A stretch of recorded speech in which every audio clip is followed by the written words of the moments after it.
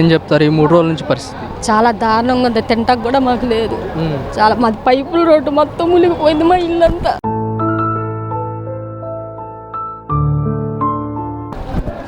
ఇగో ఇప్పుడు అక్కడక్కడ ఉండి వీళ్ళు కనబడి వీళ్ళ ఇంటికి వెళ్తున్నాం మేము. ఇప్పుడు వరద ఉంది కదా, మళ్ళీ ఎలా వెళ్తున్నారు?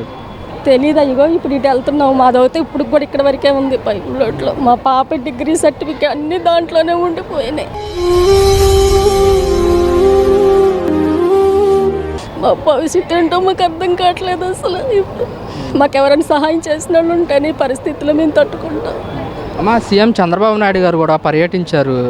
ఎలాంటి మీకు చెప్పారయ్యా, మేము ఉన్నాము, మీకు అండగా ఉంటానని. మరి పవన్ కళ్యాణ్ గారు కూడా మమ్మల్ని ఆదుకుంటే వీళ్ళందరూ మేము ఇదవుతాం. మాకు ఇప్పుడు దిక్కులేని పరిస్థితి. రోడ్ల మీద తిరుగుతున్నాం 3 రోజుల నుంచి. ప్లే ఓవర్ మీద అక్కడక్కడ కూర్చున్నాం. మాకెవరు కూడా లేరు.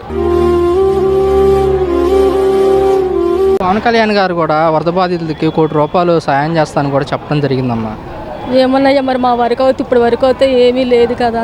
మరి తర్వాత ఏమైనా సహాయం చేస్తారేమో. మరి మీకు పునరావాస కేంద్రాలు కానీ అలాంటివి ఏమన్నా ఏర్పాట్లు చేశారమ్మా? చేశారయ్యా, కానీ మేము వెళ్ళలేకపోయాము. ఎందుకంటే ఇక్కడ ప్లే ఓవర్ మీద అక్కడక్కడ ఉంటున్నాం మేము. ఇంకా వర్షం వచ్చింది. వర్షంలో కూడా ఇప్పటి వరకు మళ్ళీ చేయగలిగింది చేస్తున్నారయ్యా. తిండి కాట్లకైతే ఇబ్బంది ఏమి లేదు.